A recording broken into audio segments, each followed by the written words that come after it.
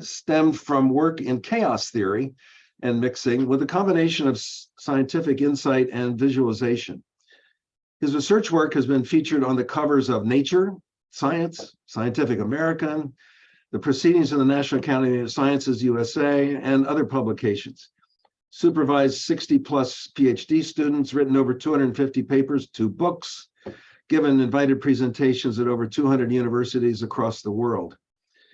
He's an academic entrepreneur and was founding co-director of the Northwestern Institute of Complex Systems and education research initiatives in design, entrepreneurship, energy, and sustainability. In 2008, he was selected by the American Institute of Chemical Engineers as one of the 100 engineers of the modern era. In 2017, Otina was awarded the Bernard M. Gordon Prize for Innovation in Engineering and Technology Education from the National Academy of Engineering for the concept of whole brain engineering. He's a fellow of the American Physical Society and of the American Association for the Advancement of Science.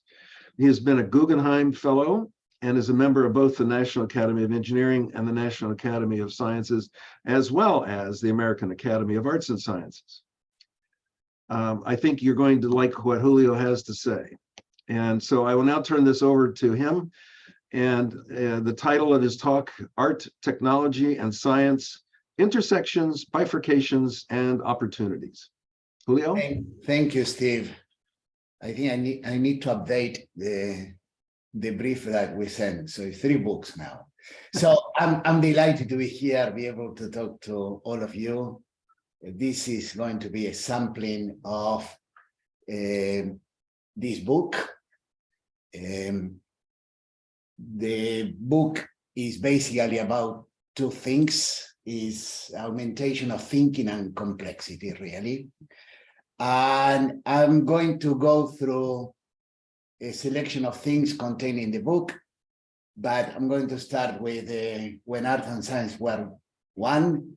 This will be very, very sketchy, how they separated and how may join again, and why, okay? So the book features lots of historical references, and one of them is about 600 years ago, the citizens of Florence, who had built a cathedral without completing the dome, held a competition to see who could build a dome.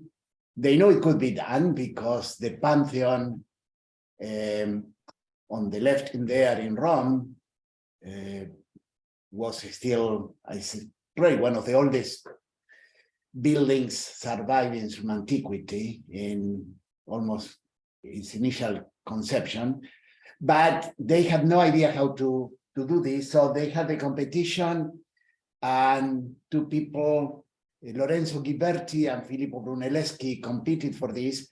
And I have the story about this and Filippo Brunelleschi because this was several years before Leonardo da Vinci, but as opposed to da Vinci, who left lots of plans but never built anything, Brunelleschi built something which still stands but left no plans. All the plans were gone, okay? So this is someone who personified the intersection of art, technology, and science.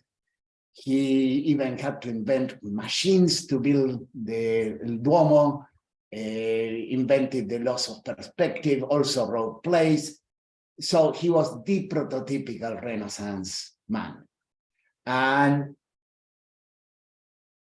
almost anybody who has been in this space at some point mentions this lecture by C.P. Snow, The 2 Cultures.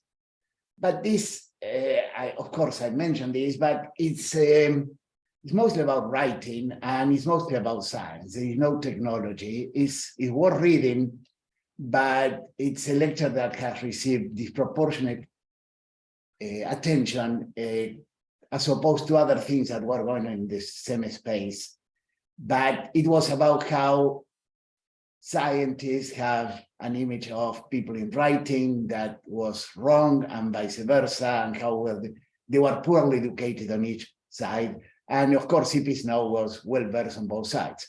Now, for a long, long while, when Filippo Brunelleschi was operating art, science, technology, the word technology didn't exist, even the word science didn't exist, but the concept of progress didn't exist. Everything sort of had invented by the ancients, and they looking back and believing that everything that could have been invented was the prevailing mode. Galileo, for example, had to teach sort of Ptolemaic ideas, because that was philosophy was at the top of the business, of the top of the scale in knowledge. But at some point, things started to bifurcate. By the time that you reach Niccolo Tartaglia and studies on, for example, the trajectory of cannonballs, people started investing in supporting people like Tartaglia, because there were a whole bunch of city-states, and they saw that math and the knowledge that it will bring making fortifications, ballistic trajectories, started tilting the balance away from the philosophers to these new scientists, even though the word science did not exist at the time. And by the time that Galileo came into the picture, we're going to see him again, and is credited with the birth of the scientific method. The things started shifting, and there are now many examples I will cover, although I will pick one or two in here, of examples of art influencing sciences and sciences influence art. One is the Galileo Harriot. Pasteur and chirality is a very nice example. And I will mention a couple of these very, very much in passing. But there was a time in which, for example, ideas emanating from hyperdimensional spaces. Poincaré was a first-rate mathematician, but also had the ability to write well. And some of his writings were interpreted by people who were in contact with the group that Picasso was running.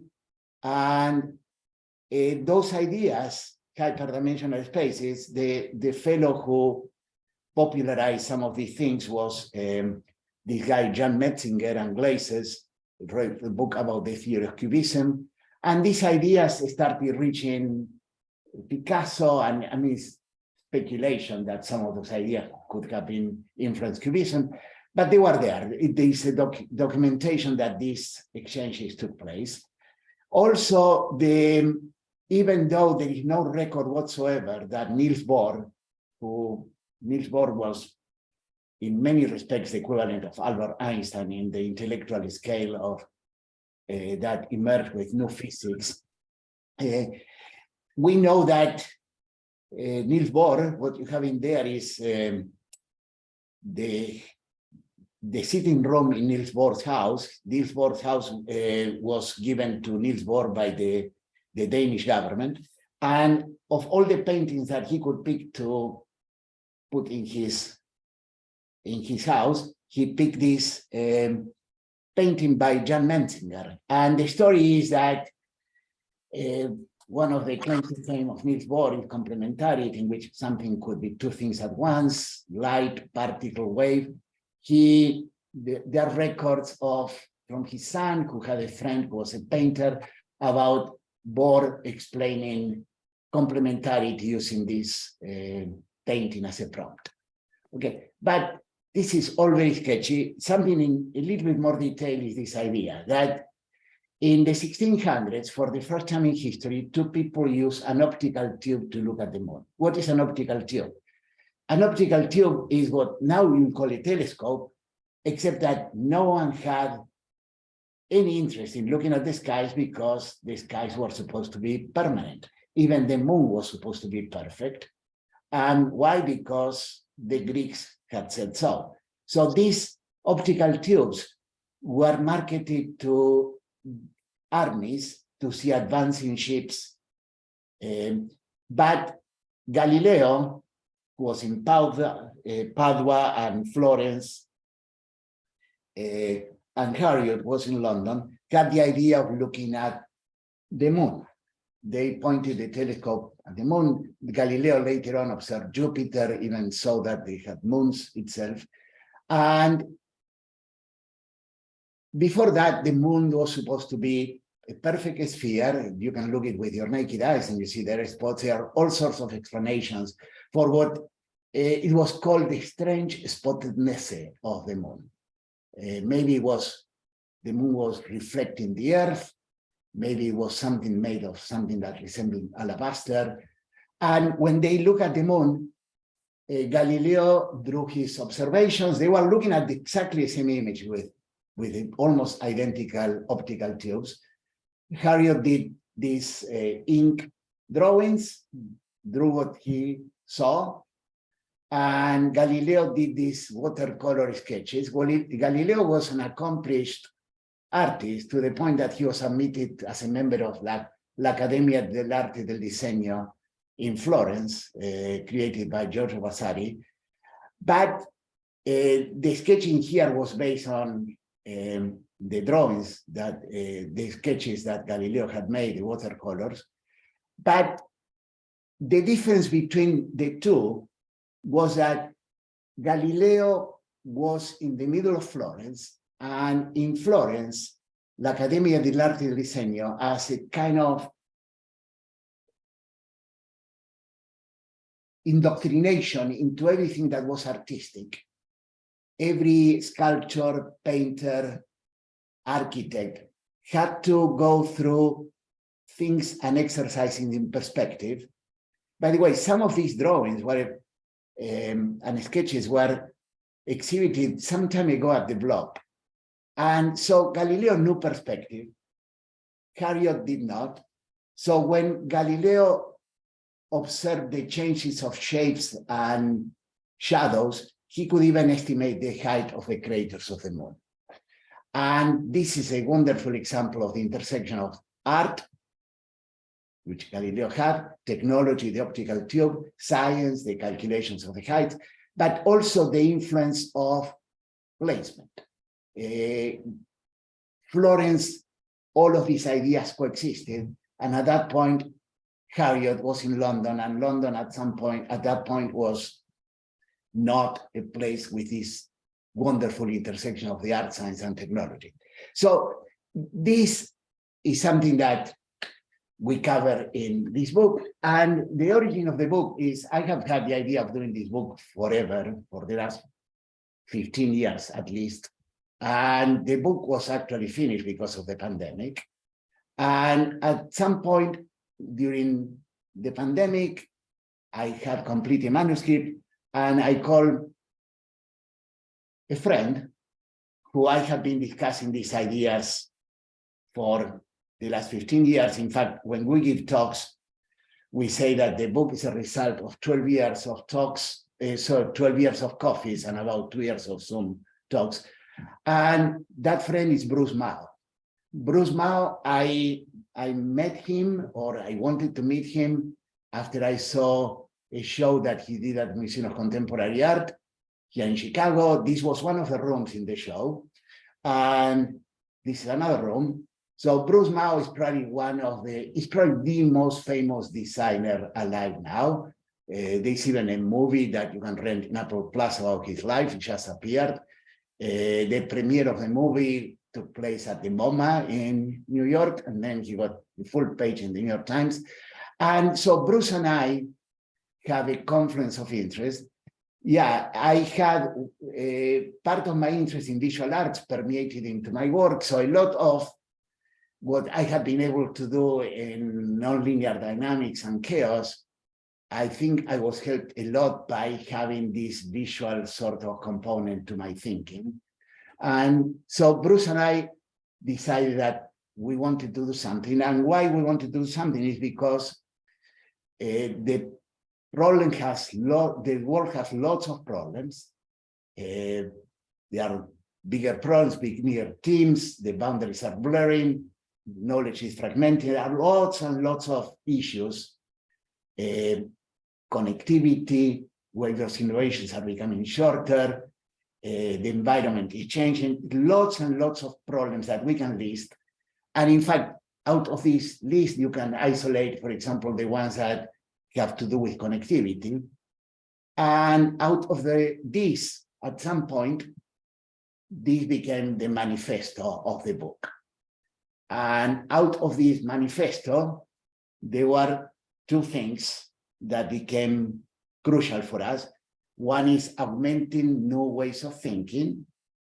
And since that way of thinking has to live in the world that we live in, has to master the complexity of the world. And so these are the book breaks ground in many levels, but the people in MIT were wonderful on this because they were in awe of Bruce helping with the design. But it's basically the new convergence of art, technology, and science, augmenting the thinking, and the augmented thinking for a complex world. So the book will cover lots of things, and I'm going just to mention a few things that are covered in the book: leadership, innovation, the kind of sizes, how important they are, technology, history, creative organizations, some things that may be news to some of you, the adjacent possible, epiphanies, creative longevity, intersections, universities, a whole bunch of things, even chaos theory, artificial intelligence, some math, because it's about prediction and even education. Now, we're not the first people who had the idea of operating this intersection between art, technology, and science. This was an early idea by Harry Holtzman. Harry Holtzman was probably better known now because he's the guy who arranged for Mondrian to come to the US. But Harry Holtzman was the editor of this journal called Transformation. This is the entire run of the journal, 50, 51, 52. But this is what the journal was about. Affirms that art, technology, and science are interacting components of a total human enterprise, but today they are too often treated as they were cultural isolates and mutually antagonistic. Transformation will cut across the arts and science by treating them as a continuum. And they commission articles. Not all of these were in one issue, but this is a wonderful collection of people, from John Cage, Pierre Boulez, de Kooning, Heisenberg, Giacometti. So this receives a lot of play in our book. But the book is about modes of thinking. Why the modes of thinking associated with art? And I'm talking about modern and contemporary art. Technology and science are different. So let me start with this. In technology, you have these sigmoidal curves with the birth of the technology, rapid growth and maturation. And if I show you any technology, and I'm representing here by pictures, you more or less can tell me that if you start asking questions, if it comes from outer space, that a computer came after a fountain pen. So there is an arrow of time to technology. This is a ways of recording and storing information. And sometimes in technology, you see quantum changes. These happen to be at the Museum of Harley-Davidson in Milwaukee. And you have here the 1912 bike, one cylinder, leather belt, 1913, two cylinder chain belt. And this is the way that Harley-Davidson stayed for 100 years. But in technology, no matter how good you are at something, all the knowledge that you have associated with creating wonderful combustion engines becomes completely obsolete when Harley-Davidson changes to e-bikes. So what I'm trying to give in here, in some sense, is the thinking modes. And I'm going to use visual art as a sort of backdrop. Why? Because contrary to what most people imagine about visual art, you can see the creative process in action. The trail survives. So, for example, these are sketches of Guernica, Picasso. We know that there are 43 sketches documented by his mistress at the time, François Guillot, and eventually this became Guernica. And if I show you paintings, an eclectic list between 1910, 1988, and there's not much technology here, unless you really are into checking pigments and that kind of thing, and ask you, can you put them in chronological order? Unless you are an art historian, you will not be able to do that. The oldest one, by the way, is Kandinsky here. The newest one is Basquiat here. But these two, by Gerhard Richter, happen to be done by the same person, and you couldn't imagine two things farther apart. There's more technology in making chairs. Every architect and designer has, at some point, designed a chair. But even if I ask you, put this in the right chronological order, it will be tough. So the sigmoidal curve captures the evolution of a technology, and a technology followed by another technology. And eventually they could join more smoothly like that. And then you have these curves in which these lines, jagged lines, represent revolutions. And those are, in my view, how technology and science evolve. And modern art is more like this. And I like to quote Peter Scaledal. He just died. He was my favorite section in the New Yorker. He said, the modern, postmodern, and post-postmodern may have been the last recognizable periods. Then this moves disintegrated too, and it has been pretty much one dumb thing after another one ever since. So we have these three things in here. In science, science has been open source since, has not always been like that, and the history is very, very complicated, but with the advent of journals, you build your arguments on the shoulders of your predecessors. So standing on the shoulders of giants is a good strategy in science. In technology, the only reason to stand on the shoulders of an elder giant is to crush the elder giant. You want your technology to displace the previous one. And in art, it's probably a bad idea to stand close to anybody. What you want is uniqueness and something that becomes your DNA. And derivative is really a good thing in technology. All technologies are amalgams of previous technology. Derivative is not a word that an artist will appreciate representing their work. So you have these extreme thinking modes. This is obviously a metaphor. On the left, the rational left brain, logic, analytical, convergent, and on the right, thinking more in terms of metaphor, divergent, images, and so on and so forth. And what the nexus thinking is, the nexus is seeing this all at once. Different ways of seeing the world, but seeing the whole rather than the parts. Now, one thing that happens when you have this kind of thinking is that you will have to deal with conflicting views. Looking at the problem, you may have two different versions of how that thing looks like. But the key thing is to understand how others think. So looking at an object without knowing how that came into being is having an incomplete sort of view of things. I pick this is from one of our colleagues, Mike Rakovitz. Is a professor in art theory and practice, and he got this commission of the fourth plinth in Trafalgar Square. This is highly, highly sought thing in art. And I'm not going to give you all the details of this, but it happens that when he was given the possibility of putting this in this plinth, he realized that the dimensions were similar to a winged bull that had been destroyed by ISIS methodically with the jackhammering here. And he wanted to recreate this in that thing there, but he didn't want to put something like 3D printed or anything. The whole winged bull in Trafalgar Square is made with cans of date syrup, because that represents to Rakovitz what people from Iraq.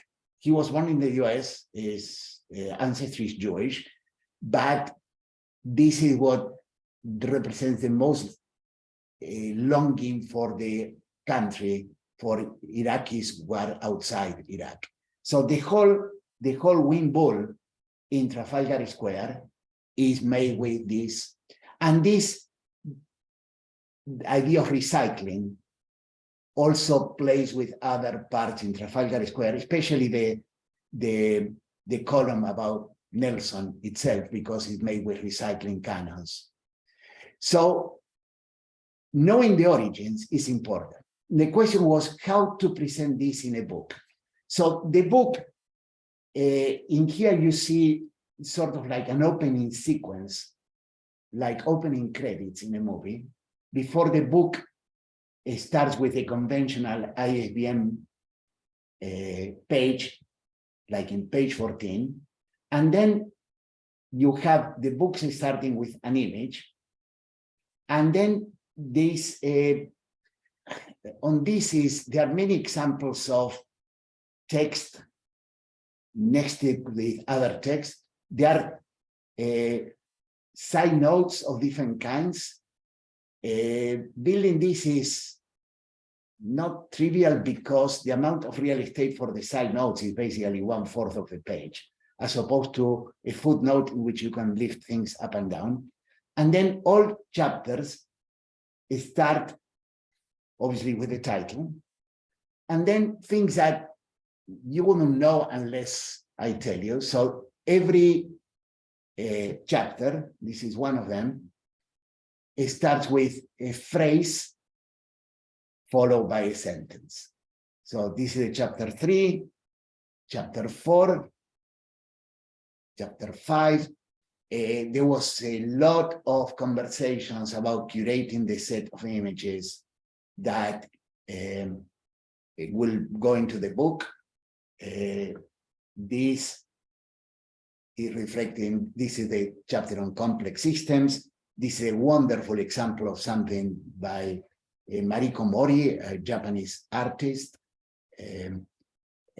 People are supposed to walk into this, have electrodes that will read kind of brain waves. And then the book closes with a series of images. It's like the closing credits. And a chapter of the book, which was probably the first thing that Bruce and I discussed, was the comparing structures of the domain. So you have art, technology, and science, and you can pick almost any issue, how ideas get evaluated by, we also make a distinction between domain and field, and how do they compare? And the reason that art, technology, and science are ordered in this way, because by almost every measure, technology is always sandwiched in between art and science. And we have lessons that cross domains. There is a whole chapter on lessons. So there are lessons that you can derive from art that could go into technology or science. So one lesson that we show is this series of lithographs by Picasso.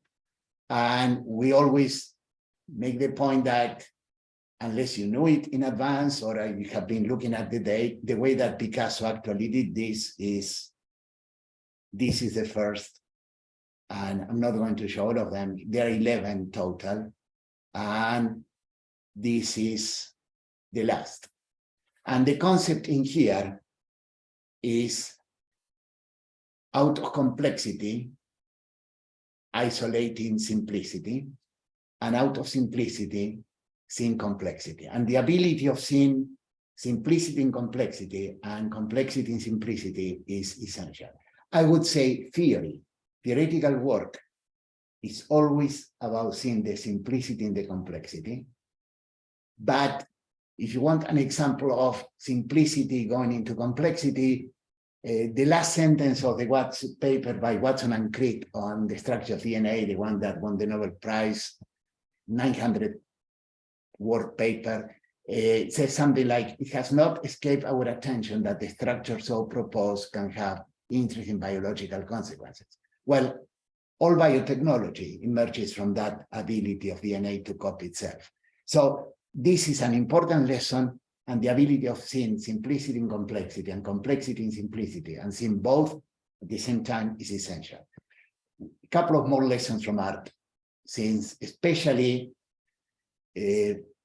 from the science side, sometimes we have preconceptions. These are a few sketches of something that became La Danse, is a painting by Matisse. This one happens to be at the Hermitage in St. Petersburg. There is another version of this at the MoMA. But not every time that Matisse, who had a long creative life, painted into his 90s, went to his studio, he had an idea about what to do. So sometimes he painted what he had lying around the studio. And in here, he happened to do a painting with La Danse in the background, and this is another one.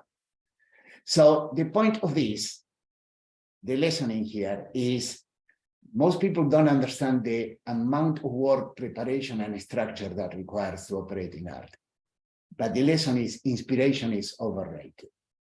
If you want something good to happen to you, you have to constantly be at it. This is also another Picasso, happens to be at the MoMA. It's a bronze, but the cast was made with all found objects. So, for example, the ears of it's called baboon and young. They were handles from jars. The head is two cars, toy cars, pots and pans. So the lesson in here is adopt and adapt. And once you see the whole in something really well composed, the individual pieces disappear. And this you see in technology all the time. But there are more lessons about cross domains, and let me just go one from the other side, and it's explaining complexity. And in order to explain complexity, you have to define what you mean by complicated and complex, okay? So let me kind of make a brief detour in here. By the 1960s, math has become so effective that Eugene Wigner, Nobel Prize, he was in Princeton, he wrote this paper about the unreasonable effectiveness of mathematics in the natural sciences. And the idea was that with building blocks, you could build things upwards. This was the essence of reductionism. You have the building blocks. The idea even reached economics with the rational man concept. Now it has been abandoned, but the idea is that if you recognize the building block, you can build understanding upwards. And then in the same place, Princeton, this fellow, Philip Anderson, who is the one who invented also Nobel Prize physics, came up with the idea that actually, no, if you have more things, sometimes you get behavior that is outside what you would have seen from the building blocks. So the idea is that this is the beginning of complexity.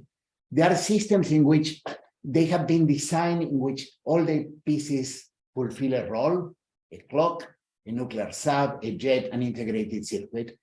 But then there are systems in which you can know the individual pieces, but you can study a fish to death and never imagine that fish will organize in schools like this. Or you can study a neuron to death and never imagine that consciousness will appear when they organize in something like is, in this case, the human brain. So systems that are complicated, they have blueprints, every part fulfills function, the function of those pieces doesn't change. There is even a user manual for repairs, you can predict failures. In systems that are complex, they fail more gracefully, they are adaptable, contextual, sometimes a good example with the stem cells that can take on many functions, and they display something that from this, you can produce this, and this is called emergence. And this is the fingerprint of complexity. And there are lots of lessons that have emerged from the studies of complex systems over the last 20 years. That simple behaviors can produce complex outcomes, but also that this idea of complementarity is built within complex systems. Chaos and order can coexist. Depends on the length of the scale of observation. And also that organization can emerge without central control. So the idea of complementarity came from quantum mechanics. As I mentioned, Niels Bohr trying to explain what light was. Light is what it is depending on how you observe it. Is a wave when it travels, is a particle interacts with matter. But the idea that opposites can coexist, chaos and order, immersion and blueprint, reductionism and complexity, this is important. Now, one idea that emerges out of this, and I mentioned when I talk about Wigner, the unreasonable effectiveness of mathematics, was that understanding implies prediction.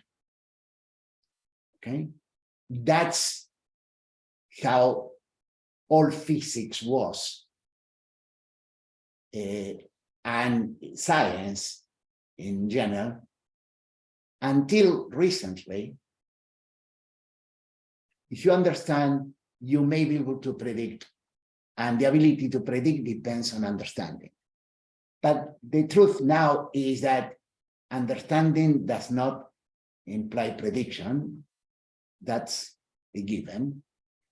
But now with AI, you can predict things without really understanding them.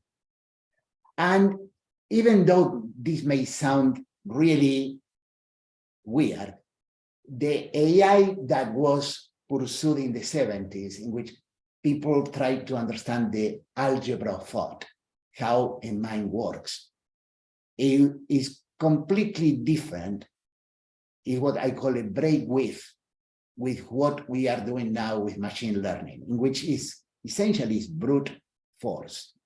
You can predict something without really understanding. It's just looking at all past experience. But the truth is, people were doing things without knowing the basis of why they work. People were building stained glass windows in medieval times without knowing any of the chemistry of glass or how glass could actually be manufactured, or what colors were due if you have cobalt or iron or whatever in the glass. And you can go back, and on the left you have the aqueduct in Segovia. By the way, there is a little plaque about the National Academy of Engineering somewhere in here on the left. The Romans were building aqueducts without really knowing much about hydrodynamics. The slope of some of these aqueducts was 1 in 4,000. They did not know about fluid mechanics. They did not know about structures, solid mechanics, but they worked. So the point in here of the book is have this more global view on how other people think, understanding what motivates artists, for example, what motivates science. Science is not cold and dispassionate, as people from one side may think. But the whole point of this is, the goal of the book is, we go through life looking at things with one pair of glasses. That's the whole purpose of education, is giving people a pair of glasses, producing a mental library that gives you a way to see the world, often very successfully, but the possibility of adding another pair, if you keep enriching and learning, is what humanity should be about. So this is kind of a brief, hopefully not very chaotic, journey through some of the concepts in the book. And I will be more than delighted to answer questions that you may have. Thank you. Thank you very much, Julio. Fabulous. Do I need to stop sharing or what's preferred here? I like what you got there. Whichever you choose. Okay. This is You fine. need to know. Yeah. And by the way, an idea on how the book covers many components, we have to pick 5 people to put in the back of the book. And this list is like a mutually orthogonal set of people. Daniel Pink to Win Shotwell, with the Chief Operating Officer, an alum, SpaceX. Orbinsky was the president of Doctors Without Borders when they got the Nobel Prize. Paola Antonelli is like the top person at the MoMA. And then Bob Langer, if there are people in science at the lecture, they will know. Among his minor things is Moderna is his company. He has created about 100 different companies. Okay, so I'm ready for questions. So, well, questions will come into the chat. You mentioned 3 terms that I think would be good for you to elaborate on a little bit, and it's 3 C's: chaos, complexity, and Complicated. that's right, Yeah. complicated. Yeah. So differentiate those 3, because I think it's very instructive.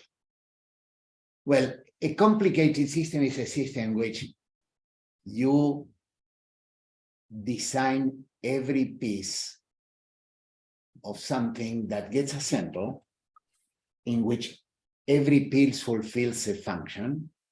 And when you put the last little piece, the system functions as intended.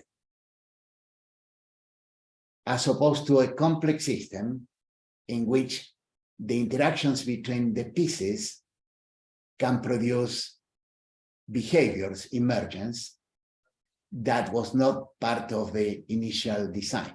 It's as if you put the last little gear in a clock and the clock has suddenly spring legs out and starts walking, okay? So a complicated system is a system which you design all the pieces and the pieces stay with one clear function, and if you don't want to risk the system going down and failing, you better back up the pieces. For example, in a nuclear sub, you may have backup pieces just in case that someone fails, you put the other one back. But the pieces will not morph into something else that was not in the design. In a complicated system, the system will adapt and within bounds to perturbations. An ecology is a complex system, for example. And sometimes they will produce consequences that may surprise you because the linkage in between all the parts is too much for someone to kind of document.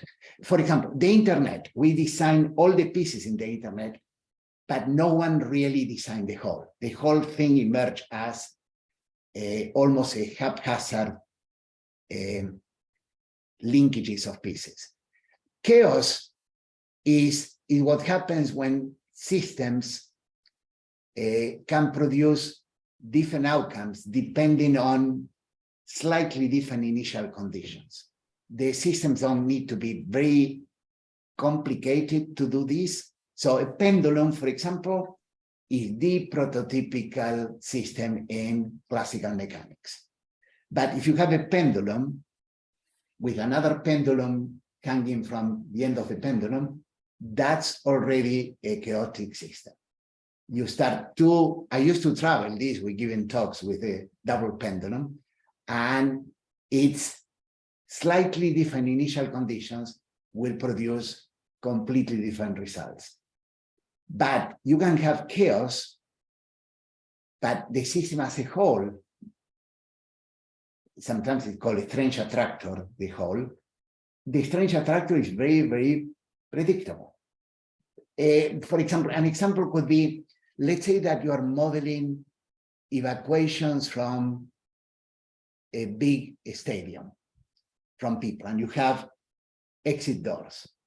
And people have done this. You can model what would happen if, for example, it's an emergency, a bomb scare, and people have to leave. And obviously you want them to live in an orderly way and don't pack up in there. It may be hard to predict what an individual will do exactly, but the behavior of a crowd is predictable. So you cannot predict the details, but you can predict the whole. Julio, I'm looking for some more things in the chat. Folks online, I don't see them, but I have another area that you talk about extensively is this metaphor of right brain, left brain. And I was just thinking as I listened to you this morning that both people who have the attributes of a right brain and people who have the attributes of a left brain can be creative. So what is it, that allows people with such different approaches to thinking still to be very creative? And I was wondering if it wasn't the ability to handle complexity. So the point is, I don't know if there is anybody in the audience on math, okay? But to me, math is one of the most creative things in humanity. Okay, but mathematicians will split half and half in between the concept of math being invented or discovered. Many people will have the Platonist view that things are there and we kind of suddenly see them gleaming somewhere and we encase them from, I don't know, from the rock, that there were these gems in there and we make them visible. Like, I don't think Pythagoras theorem is a human invention. It was always there. Now, the creativity that you need for math can be wholly contained within the thinking within math, okay? But if you ever want someone to be able to explain how the ideas occur to them. I mean, many artists cannot explain how they think, and many mathematicians cannot tell you how they think.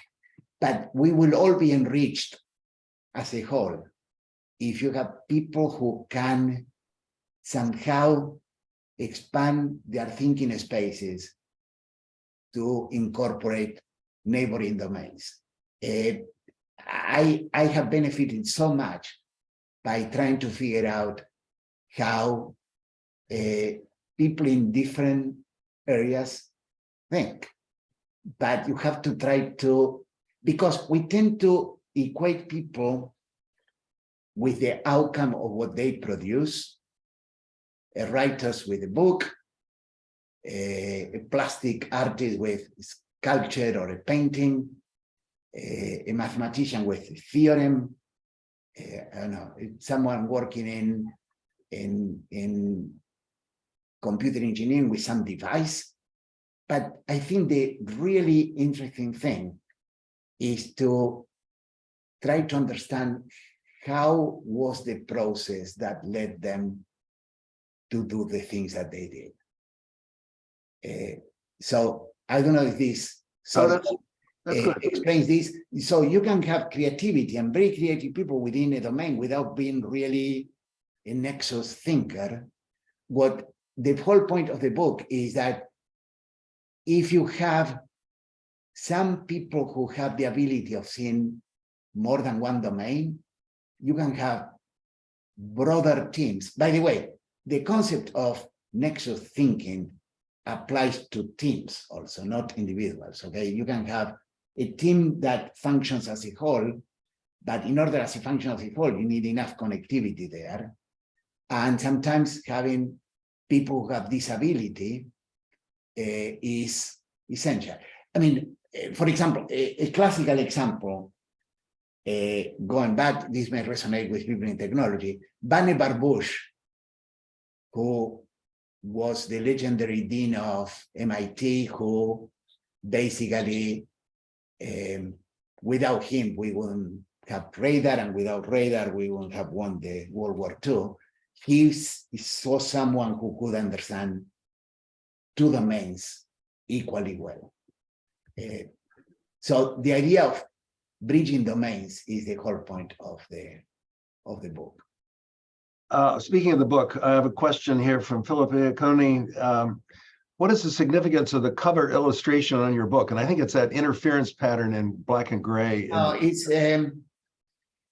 if I have had more time, this is a sculpture. It's actually like a relief of, three waves produced by an Italian artist. If I have had more time, I would have done some experiment in lab with three pipettes, the blue representing the coolness of science, the red representing the fighting energy of art, and maybe a purple representing technology. But we were in a lockdown, so we had to look for an appropriate image, and this is the one that caught our attention. Was in an exhibit organized by Louis Vuitton, but is the name of the artist escapes me now, but it's an Italian artist. All right, Philip. One of the things that was really essential in this book was to hire a company that would allow us to get the permits for all the images that went into the book. And for every image, maybe there were two that we contemplated and with input, and maybe there were one or two that we really wanted and we couldn't get the permits for. I see that Larry Henshin has put up a statement to everybody, and it's in the chat. You can read it. Appreciate it. Did anybody else have a question that went in there? We have 5 minutes. I could end up reading Larry's. I think it's very good. Why don't you read it? Just Sure. The idea of trying to understand how a mathematician thinks and how a concept was discovered is something that we should teach in our classes. My math classes consisted of presentations of the most elegant proofs of various theorems, but I was never taught how those concepts were, I'm scrolling, discovered. Yeah. Do you have a plan? This is a question to you. Do you have a plan for using your ideas to change the way teachers teach? Yeah, I think that if you know something about history, and this applies to math, I think it's really good. So, for example, I mentioned lots of things in math. There are people like Riemann that he uses sketches, but then in math, what happens is, as opposed to art, in art, I mentioned Guernica and 43 sketches, okay? And basically the mission of every curator of an exhibit is to show the evolution of something. In math, all the scaffold that get to produce a final proof is removed. So it looks magical. It looks like standing there in midair, perfect, glowing, but you have no idea how it came into being. So there are only few people in math that have been able to explain what they do for the masses. Hadamard is one, Poincaré is another one. John Conway was another one. But the same thing applies to lots of parts of physics. And knowing how something came into being and knowing how ideas went kind of nowhere, but they were so nicely organized, I think is something that we should do more in the way that we teach to students. Julio, this has been great. I appreciate all of the things you've brought to our attention. I have the book already. I have not read it. I have other things I've got to read between now and New Year's. But we appreciate all of these ideas, and I hope they have been stimulating for those of us in the Emeriti organization. And And this is the best audience. I have a whole bunch of our colleagues in the acknowledgement of the book, ranging from Joel Mokhir to a whole bunch of people. Okay, but I see this book as the beginning of something, not at the end of something. Because when we are trying to publish the book, let's state the fact that 95% of the books is prose. Okay, people ask you, send me a chapter. Well, that doesn't work here. And the second question was, okay, so tell me what book is similar to this one. And I couldn't come up with anything. So you have these two extremes. Bulk of books being text, the design of the book not really being super important. And then you have Taschen and Phaidon and publishers that are mostly images. right, And there's not much in between.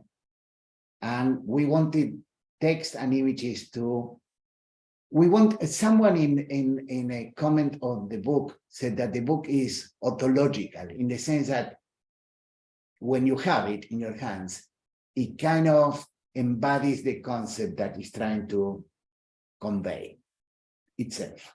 And I like that comment. But it has been great on this. And I want to thank Elmer, who had the idea about doing this.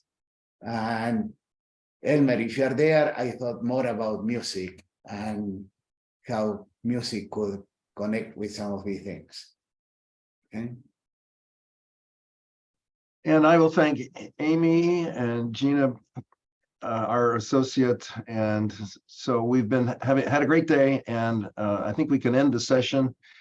Thanks to everybody for joining. And I suppose the last thing, Julio, if I can say it, is everybody should buy this book. Okay, shameless advertising. Bye, Steve. Bye-bye. Bye, everybody.